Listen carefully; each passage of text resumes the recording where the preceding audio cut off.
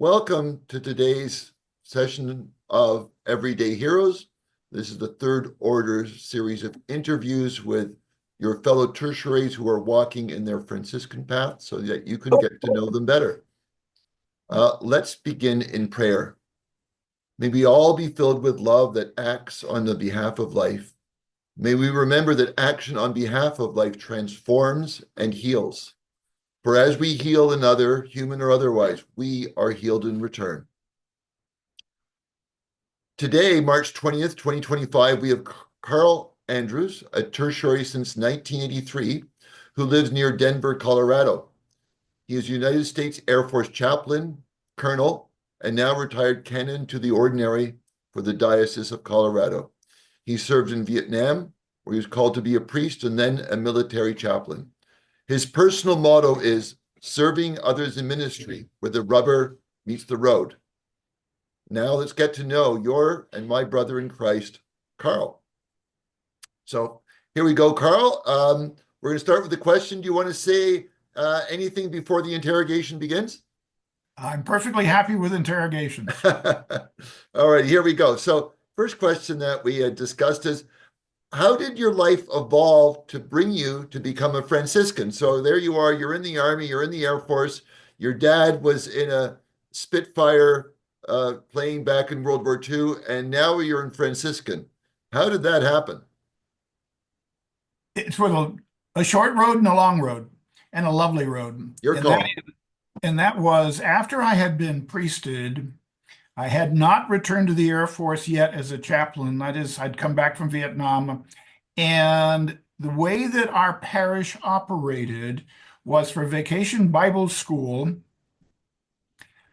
The First Order Franciscans came in the form of Robert himself. And he always brought one other friar with him to do Vacation Bible School. Well, I was the one in charge of religious education, the youth group, and all the rest of it. So I had all the fun rubbing shoulders with him. And it was sort of after a while, I went, there's something about these Fools for Christ that I really like. Mhm. Really like. And I just sort of said, Robert, we need to go off and have a couple of cups of coffee and talk about some of this, of which we did. And he said, well, have you considered becoming a tertiary? And I went, what's a tertiary? Yeah. And then about 6 months later, I was beginning to understand what was a tertiary. Yeah. And once I left that parish, my curacy was over. I was on the western slope of Colorado as a vicar. And Robert made himself available to come and do a lecture series in the community of Craig, Colorado, on what is a friar, what is St. Francis. And we had a blast. And it was at that point I said, I'm going to Albuquerque and we are going to be professed, and we're done. So you were like right off the mark, right? Boom. Now you use the term fool for Christ, which is one of the terms, but most people don't use that. So even though it's there, so it's interesting that you would use that term. So what about that particular flavor of Franciscan struck you, the term fool for Christ? Because both Robert and whichever, and I mean whichever because it varied from year to year, other friar that he brought with them, they would always come up with these insane games for the children. Okay. And I mean, they were absolutely insane. Everybody was in hysterics. Everybody loved it. And at the point I'm going, they're doing this without any sense of worry about what others think about them. Right, right. So they had a sense of humor. Oh, it was just lovely. Just Wow. absolutely. You know who would really like hearing this is there's a indigenous Cree elder and writer up here who grew up with a Catholic priest where he grew up in the Northwest Territories, and I chatted with him. And he said, I like your Christ guy, but he never cracked a joke. Like what? Because he's really big on humor and laughter, and he says in the Cree culture, humor and laughter is the secret sauce to survival. And I said, Yeah, but the Franciscans, crack a joke, right? Right. And if you look at one of the pictures that I have very much appreciated of Jesus himself, he is roaring with laughter. Right. Yeah, but we don't emphasize it too much. But for some reason, that's important to you. It is because in part of that, I believe, is one of the tools of being able to look for the best in the other person Right. and to be positive in that process of looking at them and through them and for them. And I really think that Francis emulates that. One of the other things that I dearly love about Francis, and this ties to my military, um, as you know, I spent 13 months in Vietnam as a weapons officer, Yeah. and that was pretty hellacious. But Francis, was also a soldier and a POW. Yeah. Yeah, he was. Absolutely. Yeah. And so, that him walking through those steps to become who he became or who Jesus had called him to be Yeah. just, excites me beyond Okay, comprehension. so that resonated with you, his soldierly chivalry part of his ambition and career, and he was attracted to that. Like he was definitely attracted to that. But he also knew how to reject it. Yeah. That's the part that I find fascinating, him looking at it and saying, this is worldly. Yeah. I was not called in that way. Yeah. I was Yeah. called to follow Jesus in the way I am called. You just mentioned that your 13 month in Vietnam would had a little slice of hell in it, and I'm wondering if there's often did that play a role in your choice as well? Because you became a priest afterwards and all that, that sort of going through the dark night of the soul kind of journey. Did that part of You're you as well? you're right, Gordon. There are two pieces that are directly germane and quite public. The first of which is um, some bright souls had managed to arm a 2,000-pound bomb, and they pulled it off the flight line and turned to me and said, "Okay, you disarm it." Now, my two tools for disarming this was a pretty heavy duty sledgehammer and a metal chisel. And the objective was get the fuse out of it. And as I'm sitting there at 2 o'clock in the morning with just a flashlight between my teeth, I'm sort of praying, going, there's got to be a better way to do things, Lord. There's got to be. Right. The other one was a little bit more pronounced, and that was when rockets, they're 8 feet long and they're about that big around in diameter. And when they start coming in, it's like the Jolly Green Giant walking across the world. And they actually sound like footsteps of that old commercial. And they usually would land about 150 of them a night. And in one particular night, I could hear them coming in, and you could sort of sense where was the next one going to land. I mean, you just because of the angles and the sounds and just your own experiences with them. And I went, this bad boy is going to land 6 feet from me. Right. I'm done because the amount of shrapnel that was in them was just, I mean, to take a building out. And as it's coming in, I'm saying bluntly, God. It just was a pure scream for help. And I heard the words, and I vehemently believe that I heard the words, I got you. And at that point, it really didn't matter whether I lived or died. Mm. Hmm. Now, the rocket did land 6 feet from me. It did not explode. And because of my background, I was one of the first people on it with a shovel trying to dig it out. Those rockets have acid fuses inside test tubes. I have no idea how come that test tube fuse system did not work because I dropped it 5 minutes later just to check it out and it shattered immediately. Hmm. That's Oh, the, that's the only answer I have for so that. you went to diffuse it again. Yeah. Yep. Wow. So you got there. Yeah. So that's how you arrived to be with us. Well, we are very grateful that you're with us, and I always know there's a reason. You don't become a Franciscan just to walk. Something happens. Something happens. Now, where you are now, you've been very active in the order, and so I'm wondering now that you're with us, what has been your special way to heal God's human and non-human world? So, of course, as Franciscan, we're about healing human and non-human. So what's been your particular way of being a Franciscan? I'm going to back up just a hair because when I went back on active duty as now a chaplain and priest, being a Franciscan at that point Mhm. gave me a rule of life and a sense of stability. When I talk about rule of life, I think in terms of a trellis to a vine, Mhm. and hopefully me being the vine. Or anyway, in that capacity, I felt that and learned for others that, you know, we've made our lives, whoever the person is that I'm talking to, very, very complicated. What is it that gives you meaning? And to be able to ask that question of them. And if you aren't sure what gives you meaning, when are you going to try to ask that question of yourself? Mhm. Mhm.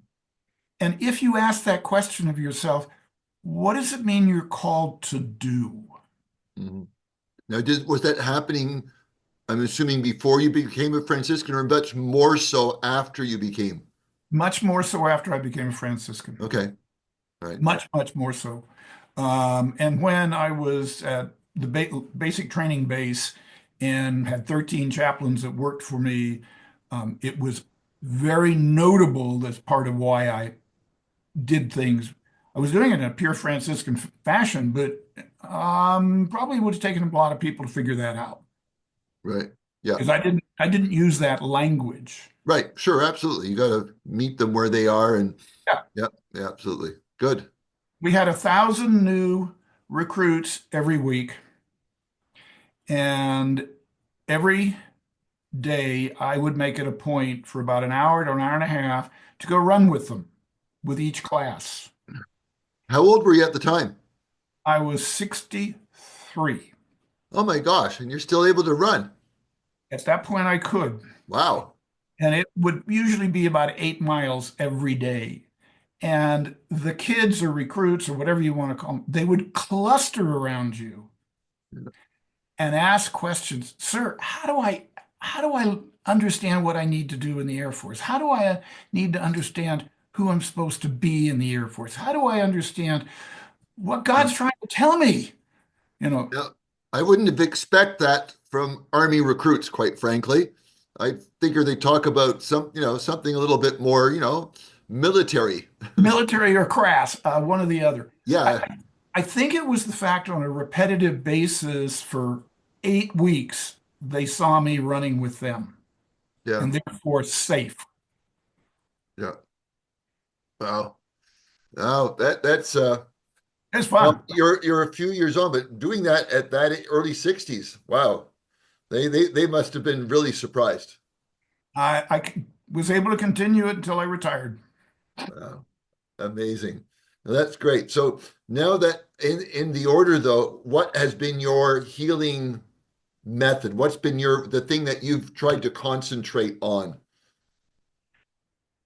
Community. All right. I believe, and I think you and I chatted about this a little bit before, but I think one of the byproducts of COVID was Zoom, and out of Zoom for our fellowship was intense accountability in community when we met. Yeah. When we met face to face, it was good, but there was tremendous distances like there are for you in Canada. Yeah. And and so, you'd be dog tired or you'd just, I got to turn around and go home or whatever at the other end. Yeah. This has given us 2 hour blocks when we meet once a month, Yeah. and it's healing because of the love and the accountability to each other. Mm. Yeah. Yeah. Yeah. Now, we've talked about the fact that because I'm your chaplain, right? That's the Right. other thing that we have just so you know, audience, we have another connection here. Besides the fact that I have a good friend in Boulder, Colorado, so just down the road from you, that there are quite a few tertiaries who, come to be member of the order, obviously for community. I mean, you can do your own shtick in isolation. Oh, yeah. You're a member of the order and yet for many of our fellow tertiaries, making those connections is surprisingly difficult.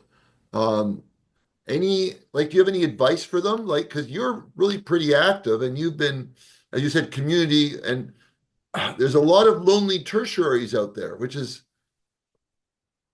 I know there are a lot of lonely tertiaries, and I was talking to another guy. Now, this is sort of related, but I'm going to play it anyway, Gordon.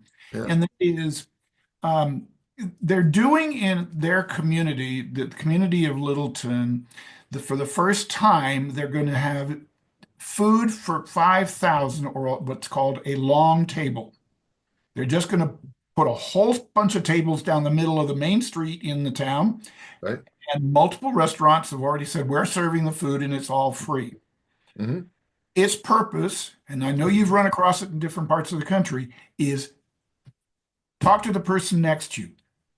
Be open enough to have a little community, if nothing else, over food. Hmm. And so it's those kind of things I think are tools which can be used to reach out to other lonely tertiaries. Hmm. I mean, if I vaguely recall, Jesus did a pretty healthy job with food, Hmm. others.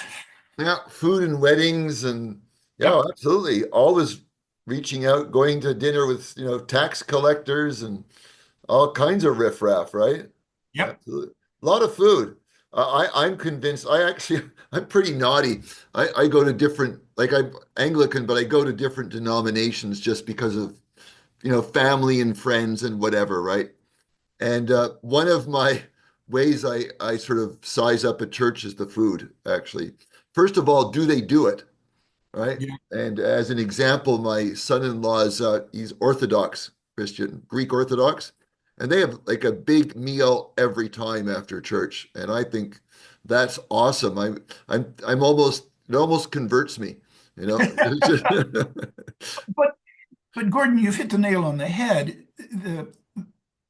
It is beyond, I think a lot of parishes do the coffee hour routine, but it's got to be more than a coffee hour. yeah, And it's got to be set up in a fashion where you take the person to the coffee hour who's never been there. yeah, I yeah, mean, there's got to be deliberate hospitality demonstrated. yeah. And you have to treat the other person, whoever the other person is, at the lonely tertiary or the person who just walked in the door, as if they were Jesus. Yeah, yeah. Well, you certainly been doing that. And what have you had different roles within the order? Well, I'm currently a postulant counselor, um, and I'm finding that fun. I've been a convener for a number of years. Um, First off, I was the sole convener of Lilies of the Field, and then Sarah and Janet and I decided, no, we need to broaden this a little bit, and all three of us become a triumvirate, which Right. has been excellent. How very Roman of you. Well, and the beauty of it is we have, quote, leadership meetings of which well, what do you think we're called to do? Not what are we going to tell them we're going to do? Yeah, yeah, yeah, yeah, yeah. No, that's great. So I've got another question for you. This is really great fun. Um, when you join like an order or a club, any organization, there's investments and there's benefits. So I'm wondering, how have you benefited from joining the Third Order?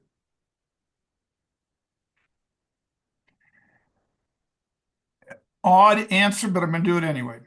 Yeah, Last Saturday, Bishop Kim Lucas, has a discernment day. She holds two of them in the diocese every year. And the first ones on the panel are deacons, the next batch are priests, and the next batch are religious, which is unusual. And I get the privilege of being in two different categories. Oh, so they put you That in is, okay. yeah, here I am as a priest, and then I turn around and I'm priest and religious, and they kind of go, "What? Yeah, What is this?" That kind of thing. yeah, So that's the best answer in terms of one of the small benefits. The other is the camaraderie, the growth, the learning of not only Francis, but of his understanding of creation and how that can influence us today. yeah, Sarah, for example, is firmly invested in dealing with the indigenous population in our immediate yeah, area. yeah, And that's just mind-boggling, fantastic. Would I get that normal chance? Not unless I was in New Mexico or further down in southern Colorado. right. Okay, Sarah is an incredible artist. Yeah, I'd never get those kind of opportunities to grow in a creativeness that I had not considered. right. Art's not my thing. Well, Yeah. it's growing and becoming. Have you tried your hand at a couple paintings? Uh, no. Yeah, Sketches, yes. yeah, yeah. Yeah. And what I did is I also am like you. I can barely do a stick figure. So I took up whittling and carving. So I've been doing some carving. And I don't know if you can see it there, but up on the up on the wall, right? Yeah, I don't know if you can see it, right? there. Where is it? Uh, There he yeah, is. right up there. There's some geese. So now I've got this idea that without art, your soul dies. We've got this, there's an old idea of body, soul, and spirit.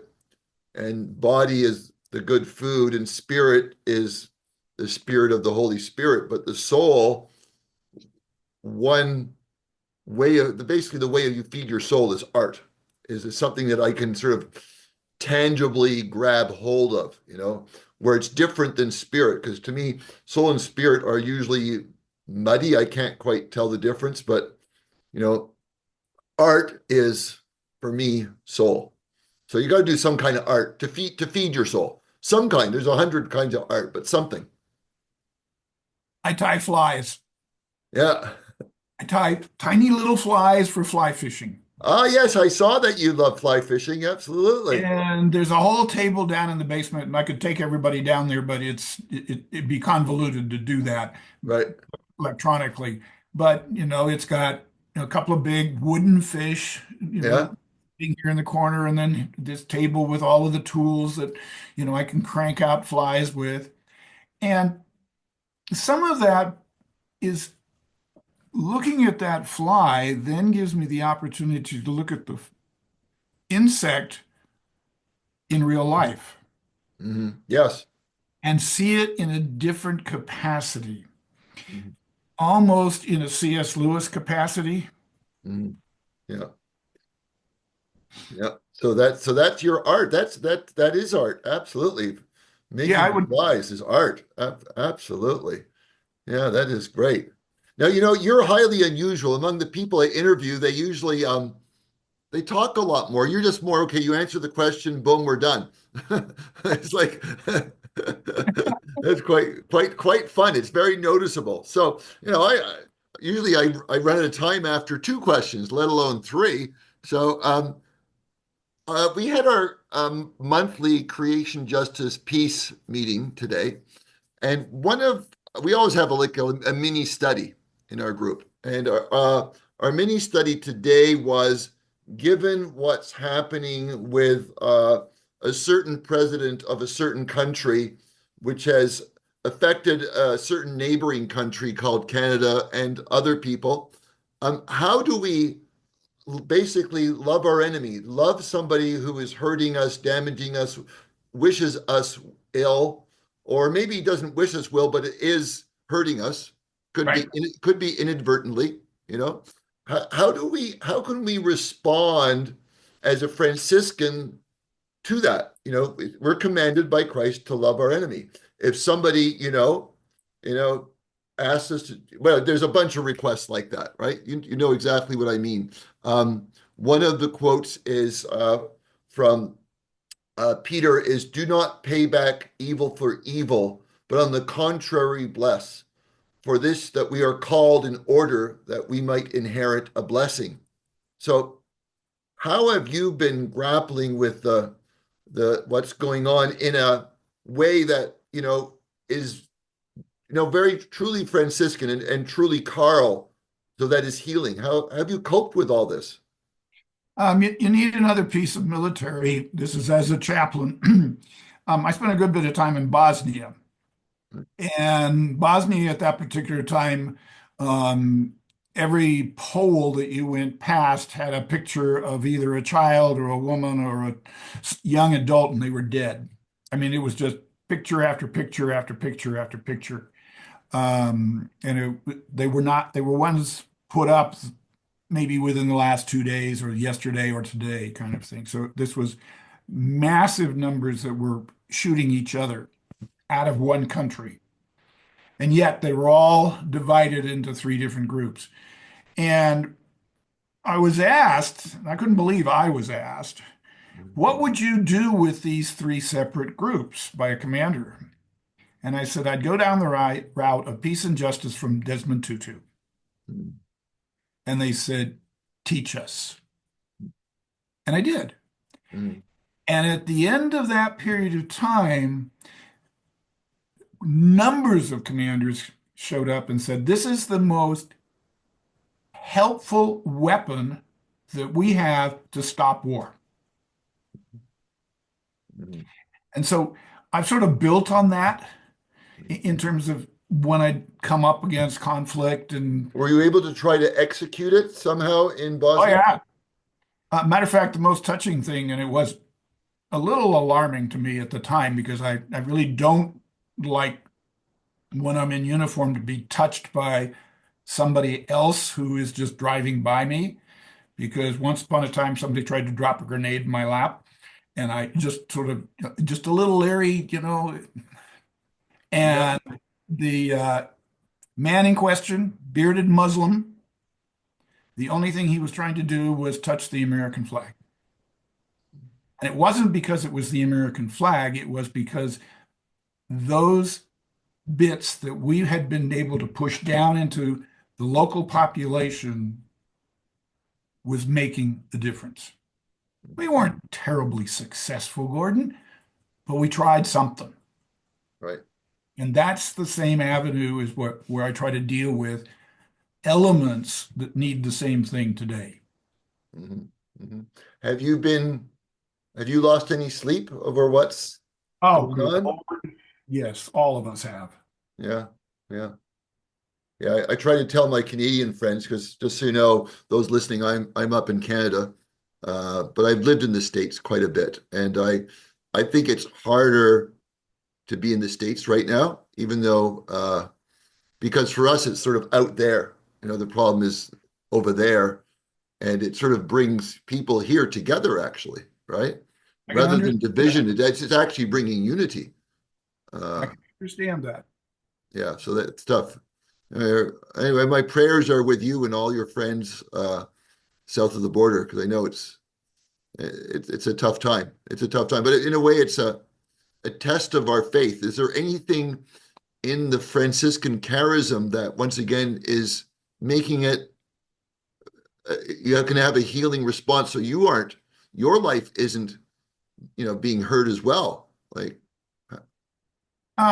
I think it goes back to what you said in the beginning, and within one of the parishes I operate, I try to do the same thing, and that is, what names do you have and pray for?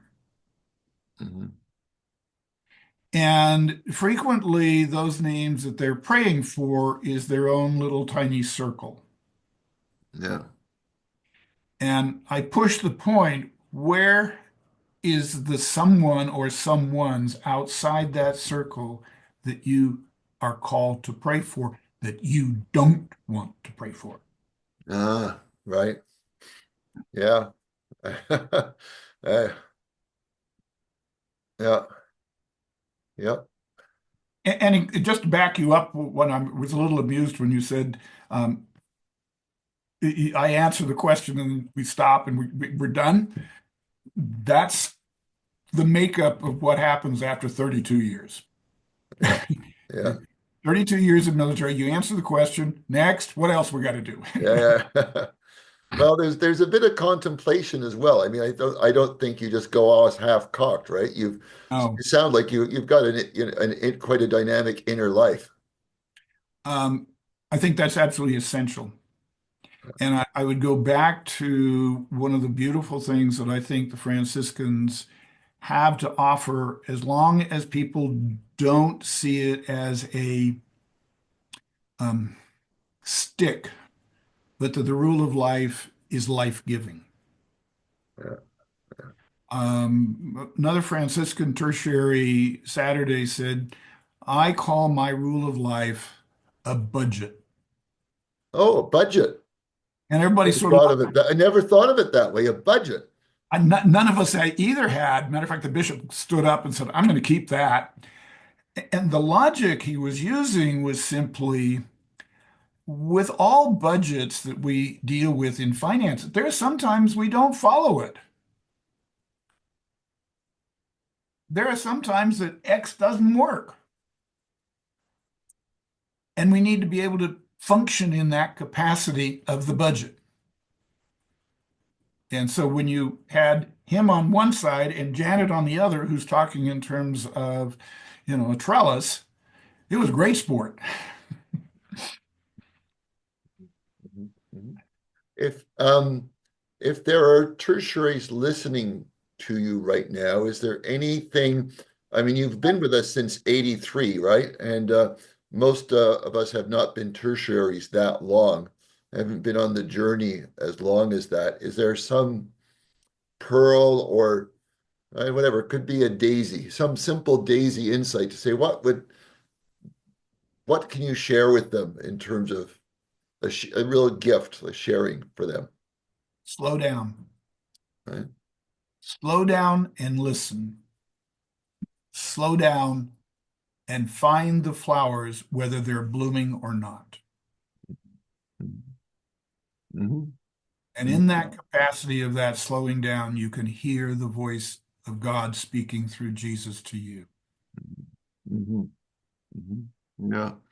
And when were you? I mean, when I think of you, you're not one of the slow down guys that I know. I mean, I know life does that. I mean, you're no longer running with the troops, so you're obviously you've slowed down, right?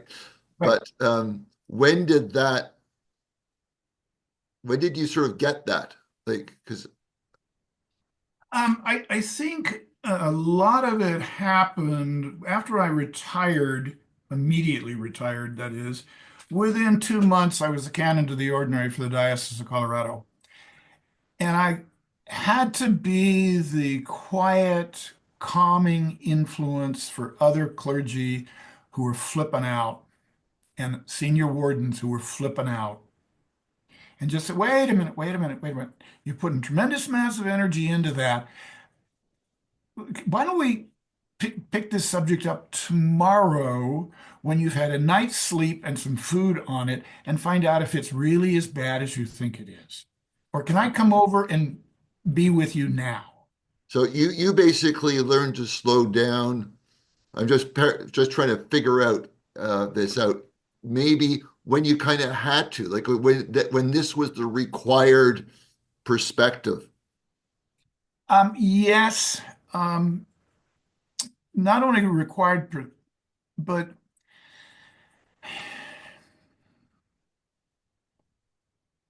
I mean, it I didn't th happen when you were 30 or 35, right? no, it did not. When I was 30, 35, I was all over the page. Yeah, Um, you know, yeah, that which you'd had been. expect. Yeah. But I think 9/11 probably had a good bit to do with it as well.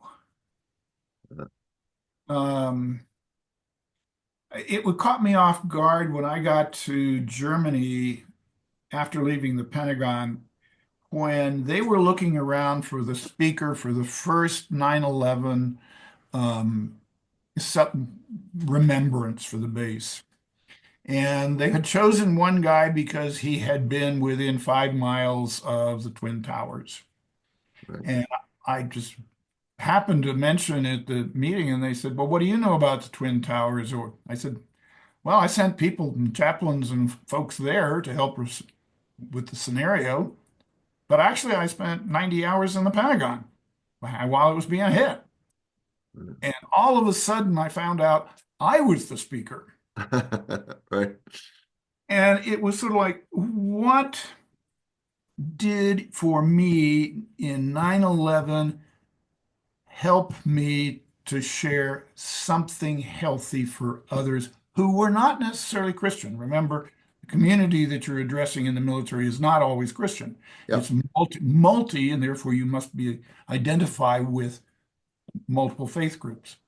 How can I give them hope? Yeah. So hope. Yes. Yeah. Hope. I'm going to leave us now because I hope not to run out of time because that's happened before. And this idea of hope, I mean, I know through many of the interviews that I've had, the way of hope comes up. And I know a lot of people these days, uh, they find hope difficult. They find it really, really hard. It seems to be something, because hope can have a sort of naive quality. And once you've been around the block, that's not a helpful version of hope. So what would be your final how is hope realistic? I mean, you've been in the military, you've been in bad places. You're clearly you must have had any naive that you had pounded out of you. So what's the non-naive Franciscan hope?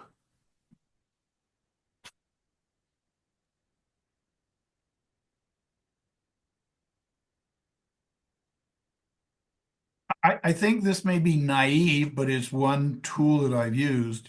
You really think it was that bad? Yeah. Where in it is it that bad? And then having asked that question, either of myself or the other persons or person, is there any hope in it? Yeah. Yeah, there is. Exactly. So I'm going to wrap up. Thank you for that, Carl. I'm going to wrap up in a final prayer from Francis, which I think seems a lot like you. It says, start by doing what is necessary, then do what is possible, and suddenly you will be doing the impossible. And it sounds to me that that's what you've been doing in your life. Thank you so much, Carl. Thank you, Gordon. Blessings.